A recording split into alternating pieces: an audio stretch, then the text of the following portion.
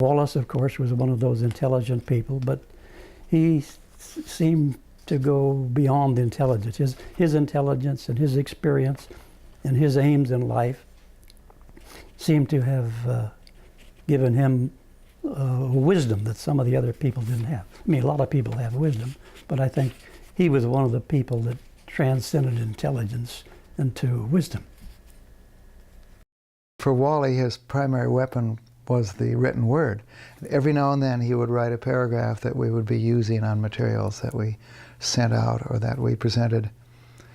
And so he was kind of constantly this figure of wisdom, thoughtfulness and wisdom, if you will. Very, very pleasant person to be around.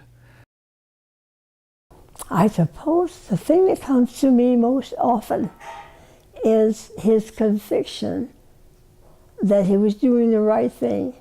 He cared about the environment, but it was always a matter of a sense of justice and a sense of wanting to do the right thing.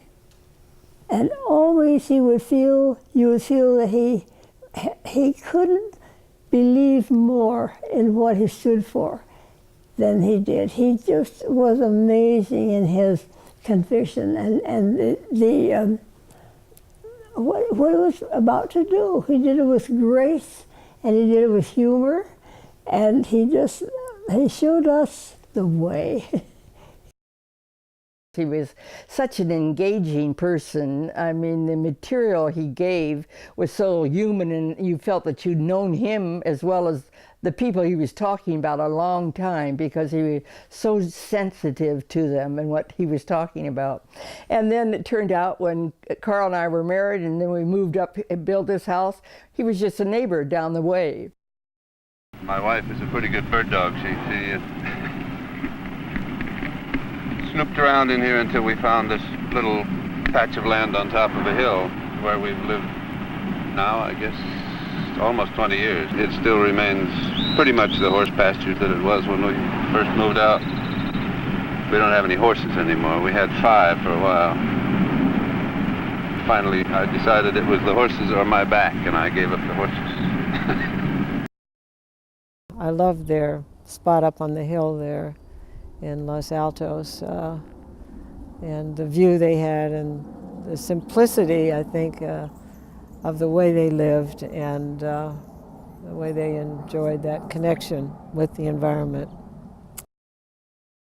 So that, to me, was a reflection of how he could change his opinion, and I would dare say I probably moderated some of my feelings too with regards to the environment.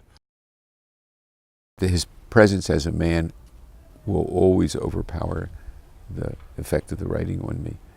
You know, I love reading. I'm a voracious reader, and so I've read a lot of other people along with Wally. But Wally has been such an influence in my life that his personality overshadows the writing. The things that he said were more important to me. Well, the first bit of writing that we did together was a special issue of the Atlantic Monthly called Rocky Mountain Country. And the editor then, I've forgotten who it was, but thought it would be cute to have a father and son team. I had written 3 novels, and so I had a little experience writing, but I had never written any nonfiction.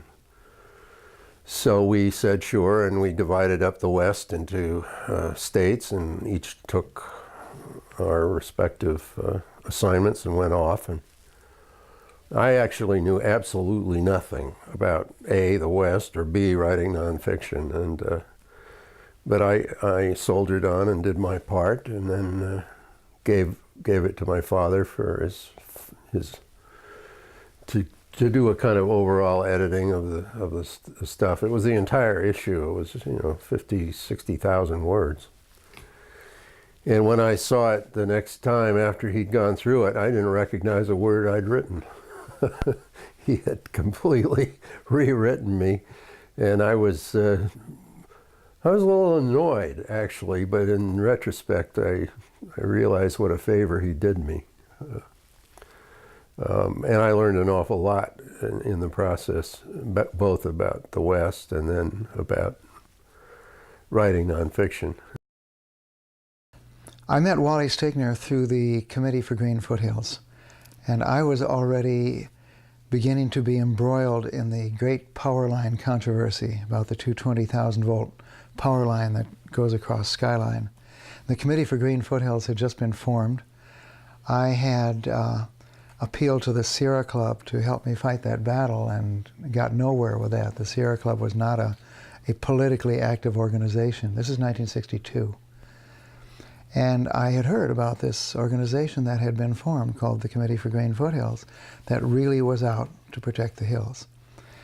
And I was invited to a meeting of the committee and the board, and that was the first time that I met Wally.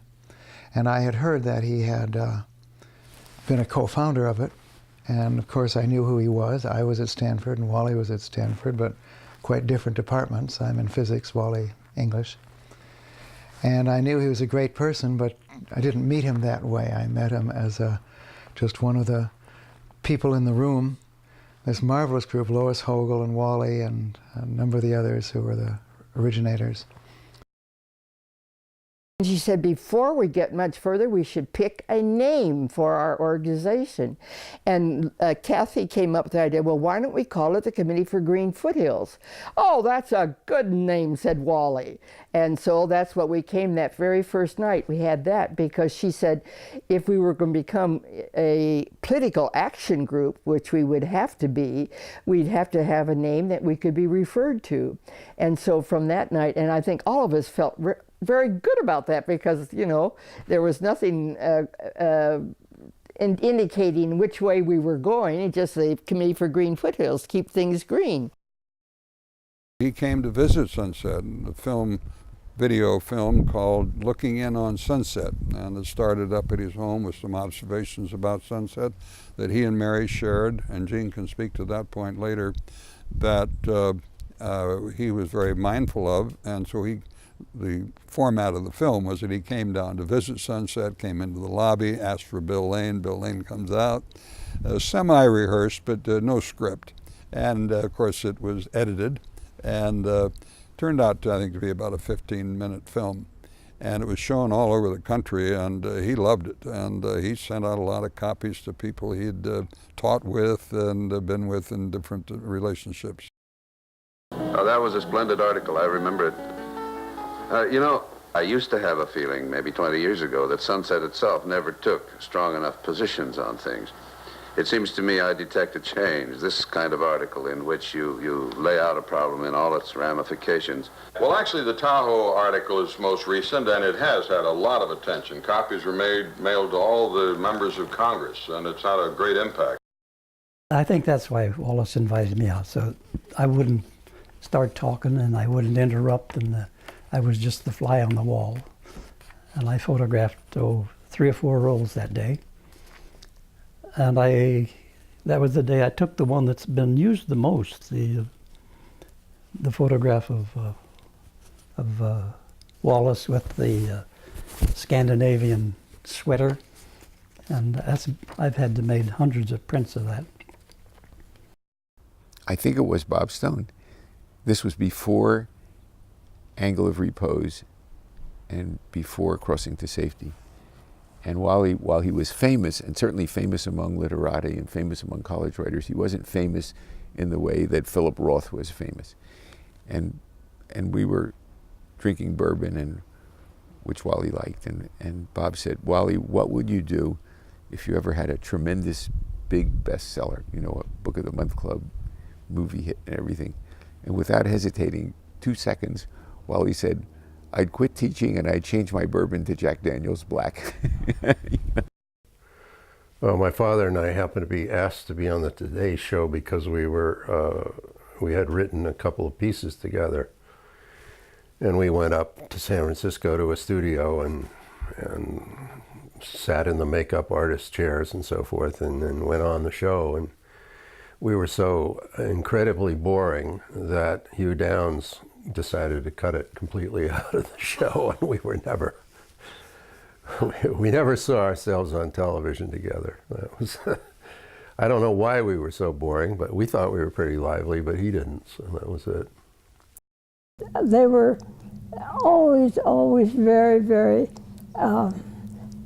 humorous and very friendly and warm. Always had something good to say about what we were doing. And we always loved to have, we had them here several times, and they were just, adorable people, both of them, both Mary and Wally. He and Mary hosted us often. We were at their house. Mary was a love too, and I loved seeing them together. There was this extraordinary bond of the two of them together. Mary also wouldn't say much, but occasionally he would look at her and then something would be said or she would throw in a comment. And I got the sense of this wonderful, loving, deep team. A large group of us from the Committee for Green Foothills rented a bus, or what do you call it, organize it, and there were 53 of us that went up to the opera house, to the opera that had been made from Wally's book, The Angle of Repose. And during the course of it, they told who wrote the music and who did the libretto. And I turned to Wally and I said, well, why don't they tell you it's from your book? It's no longer my book, because it's now theirs. And I said, well, that's not fair. And he said, well, that's the way life is. So we listened through the beautiful music. It was well done. And everybody in the audience, there were a lot of, I'm sure, Wally fans there too. And so I suggested, why don't we all rush out? Don't stand and talk to people, to go to the entry, and when he comes out, yell, author, author. Well, we did that, and Wally was just stunned. I think he was pleased, but he was so surprised. And afterwards, he wrote the dearest note saying that was the most thrilling part of the evening, coming out to hear his name called Wally, the author, author. And he responded very well. He liked the interaction between the Marx Brothers and the Round Table at the Algonquin. That was, he just loved the whole George S. Kaufman, Mary McCarthy, that whole thing. The interaction of them with Harpo Marx was a source of tremendous hilarity to him. He just loved that whole period, and of the side, he liked Harpo's side the best. He was such a delightful person. And then when he started teaching his creative writing classes, that's when he really was in great demand, because everybody wanted to be part of them. And I think this last year they had over 7,000 applicants for that creative writing program. And you could see what a difficult thing it would be for them to follow. And I think now they have about 5 teachers doing the things that he used to do. We certainly bought into his creative writing department, and I would lecture over there. And then later, and Jean can describe this, she mentioned it earlier, about being so enthusiastic while he was still alive, vital, and very dynamic, to start sponsoring this lecture series in his honor. The creative writing lecture series that Bill and I sponsored in 1981, through these last 23 years, have included Wendell Berry, Ray Carver, we had Nadine Gordimer, we had Seamus Haney, John Irving, Doris Lessing, Peter Matheson, Larry McMurtry, Toni Morrison, Grace Paley, Octavio Paz, Robert Pinsky, Adrian Rich, and of course Wally Stegner. We subsequently have been sponsoring now for a number of years another lecture series, first in his honor and now in his memory, with the Peninsula Open Space Trust, which primarily focused on writers like he was, great writers, but also involved in the environment.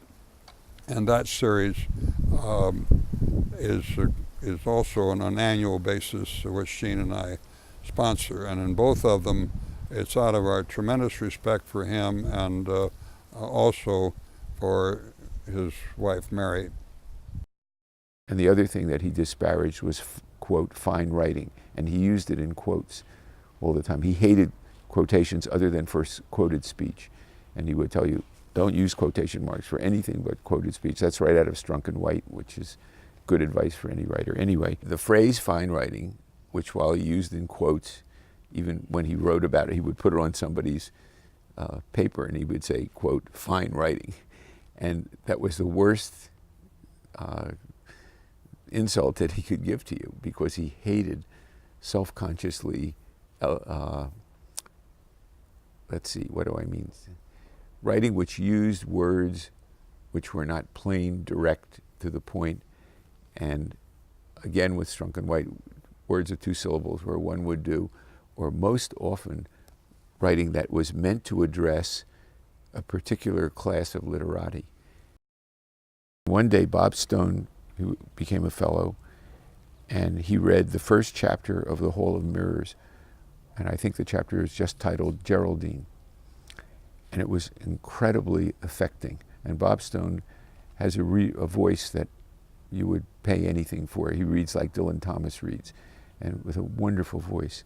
And he read this chapter, and the whole room was just completely silent. There were about 8 of us sitting around this big table at the top of the old library at Stanford. And when he finished reading, Wally said, "I wish I'd written that." Wally, as everyone knows, was a sort of quiet, thoughtful thinker. And he would be quiet for quite a while during discussions. And we would all wait. I learned, I'm sure the others already knew, with sort of bated breath for when Wally would come out and say something. Because at that point he would have digested what we were talking about, and his English language was as beautiful as his written language, his spoken language. And he would just in a few sentences be able to distill the essence of what we were talking about, and to approve or to steer the discussion a little bit. What he was mostly about, he had convictions. And the convictions that he had were very, very pure and very real.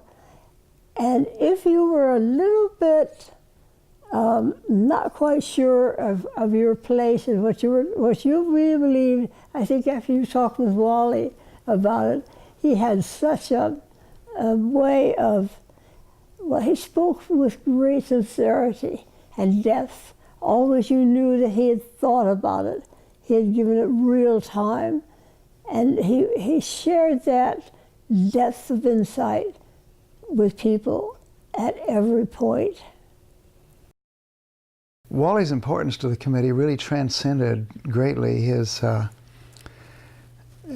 verbal contributions at any moment, just his presence and his support, and knowing that his mind was engaged on what we were all doing and helping. It made everything larger in a way. It's difficult to describe, but the meetings would have been very different without Wally in the room. Wally just encouraged me and encouraged me and encouraged me, and all of this subterranean ambition from when I was a kid came flooding back. And so since then I've written 8 books and 100 papers and lots of magazine stories and articles, and he was really, his presence was as responsible for that as any dictum, as any prescriptive. Beside